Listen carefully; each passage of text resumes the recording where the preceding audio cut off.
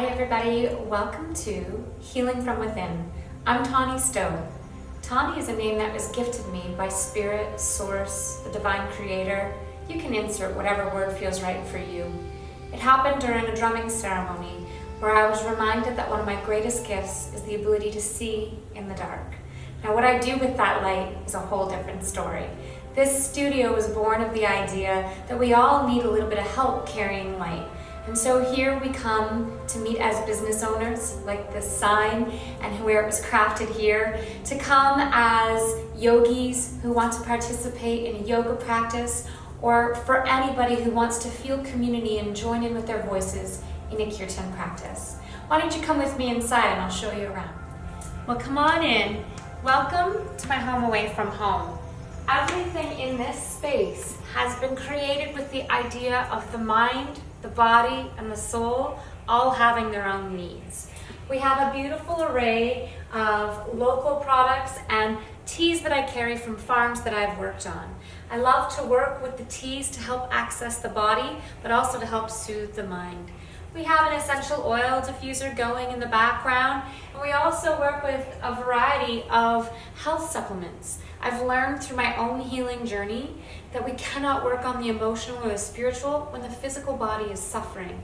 And so I work together with books to help access the soul, teas to access the body, and products to help keep your mind functioning all into one space. In this beautiful room, we come together as women in business. We gather at tables, we share ideas, we support one another, and we hold each other accountable to growth. It's an amazing opportunity in our local community where we help heal, and as we heal ourselves, we stand strong in business. Beyond business, we also work one-on-one. We hold incredible workshops in this space. We hold kirtan, an opportunity to sing with our voices. And of course, we practice yoga.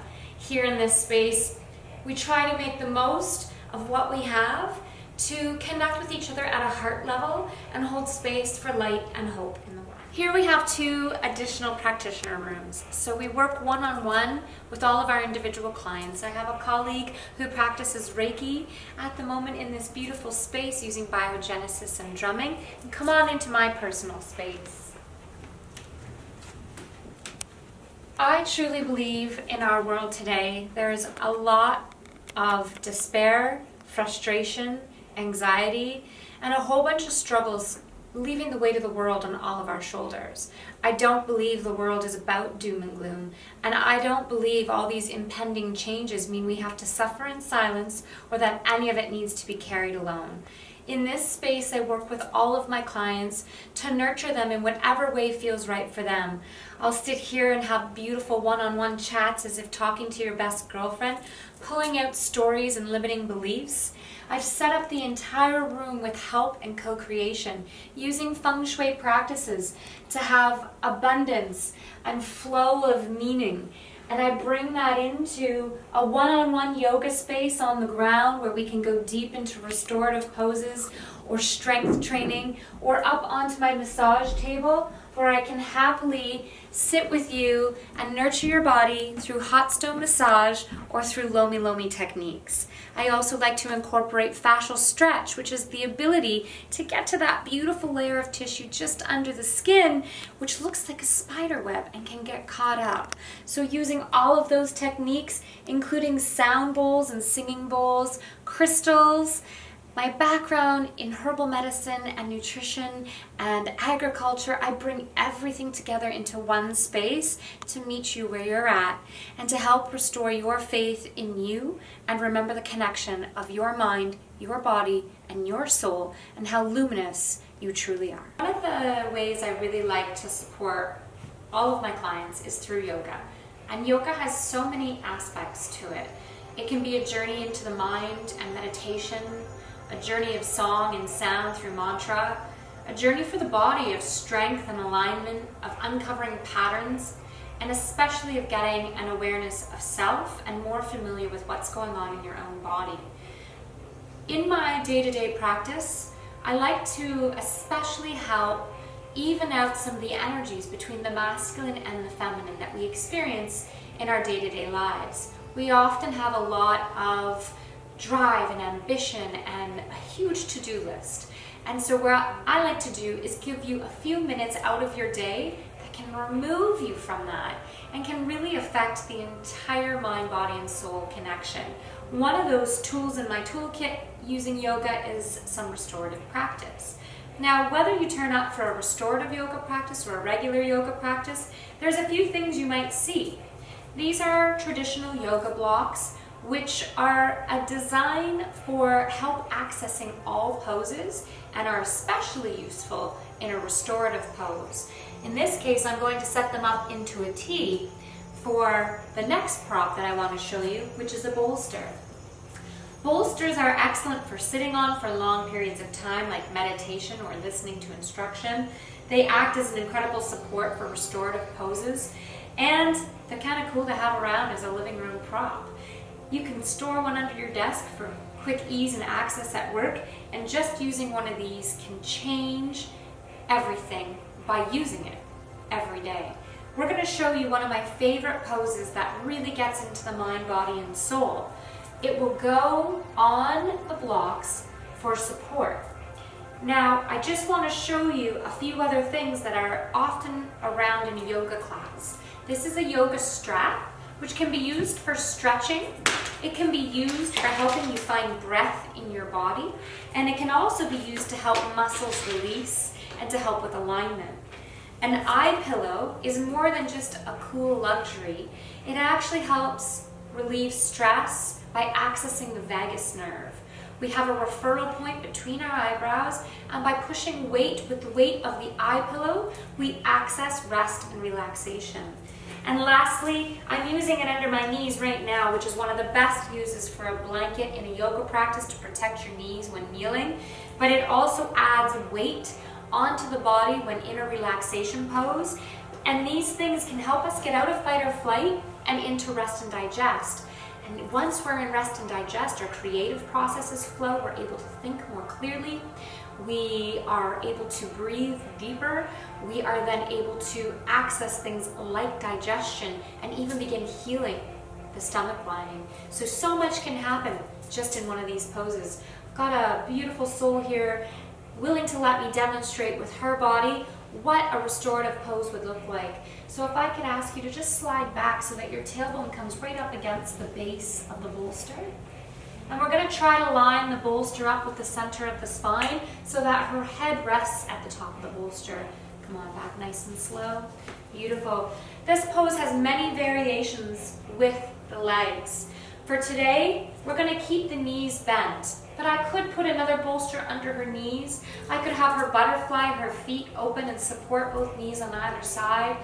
The imagination is key to having a lot of fun finding where you can rest and relax and digest your best. We're going to put the eye pillow on just to further that relaxation response.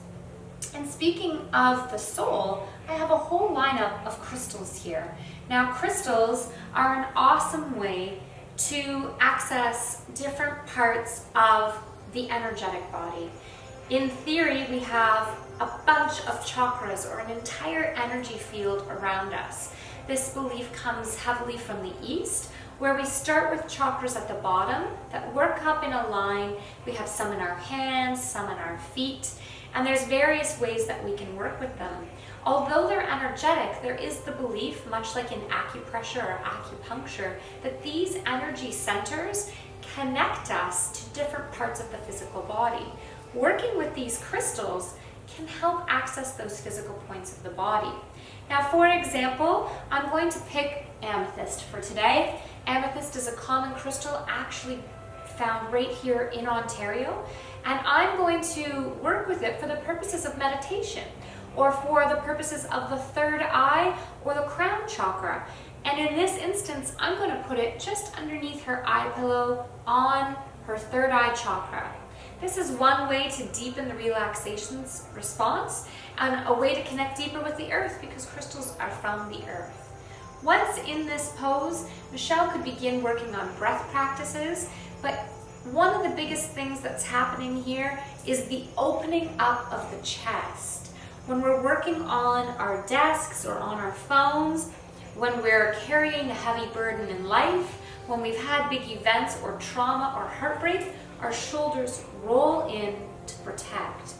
Pausing throughout the day into this pose, once a week even, opening back up allows us to be open to receive joy. Now we could go a little bit further from here and we could include Reiki. Stay tuned, we'll tell you a bit about what Reiki is. Speaking of chakras, there are many beliefs as to how many there could possibly be. The main system most of us are familiar with are 7 main ones, starting at the base of our spine with red, the root, moving up to our reproductive area, the sacral or second chakra, up into the solar plexus where it turns yellow for our 3rd chakra, up into the heart, which is usually viewed as green, but we have a high heart, which is viewed with pink. Then we come up to the throat, which is blue. The 3rd eye is often depicted with indigo or purple or white or pink, which is also quite fascinating. Then at the crown is also purple, white, or pink. So those 7 chakras act almost like a hollow straw going through our body, allowing light and energy to flow through us. Chakra means spinning disc. It's an energetic wheel. We use those ideas and those points in that holographic rainbow when working with the practice of Reiki. Reiki comes from Japan, and it is an energetic healing technique. Just like when you rub your hands together nice and fast and you open them up, you feel a wave of energy. That energy can come through us, up from the earth, and it can channel through us into different parts of the body. Reiki can be done hands-on or hands up. For today's purposes, I'm going to show you what I look like when I'm doing Reiki on one of my clients who's in a restorative pose. I love to use restorative yoga with Reiki because this pose has already got the client opening up, access the ability to breathe deeply, which settles her into a deeper state of being open to receive. From here, I'll often use my voice or some guided music, and I will go through many points throughout the body as taught in Reiki 1 and Reiki 2, and I will go through sending energy and healing light. Some people feel sensations of heat, others start to feel incredibly cold. The teacher or practitioner can feel also extremely hot or extremely cold. There are some people who see flashes of light. There's absolutely no right or wrong way to receive Reiki. It will come to you in whatever form you need. It is an intention-based healing modality, which means as long as the intention is there to heal and the intention is there to receive, then the teacher who has been taught the principles and has the mantras and the prayers to anchor in that intention will send that love and that light into the being who has asked and is open to receive. There is no harm that can be done through the channeling of energy. It is purely energetic and no physical touch is necessarily needed. The beautiful aspects of working with Reiki is it can help show areas in the body that are perhaps energetically blocked or disrupted. And that may not manifest physically. For example, if I were to run my hands over Michelle's body and I were to come up with an area that felt like it was energetically different, I could hold conversation with Michelle. She may or may not have anything physically going on there, but we could illuminate an emotion that she's been experiencing, and it can open deep conversation for healing. Here in the studio space, when we've had an amazing coaching session or we've uncovered some limiting beliefs or perhaps we've explored something in our yoga practice, I like to have a variety of tools to help you the rest of the day when you're off your mat and you've left the building.